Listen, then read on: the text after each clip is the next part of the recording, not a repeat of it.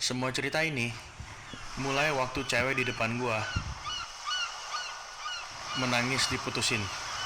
Kalau lo cowok-cowok single, lo juga bakal berusaha nenangin dia dengan kata-kata yang pintar dan manis, bukan? Tapi gua terlalu bego saat itu.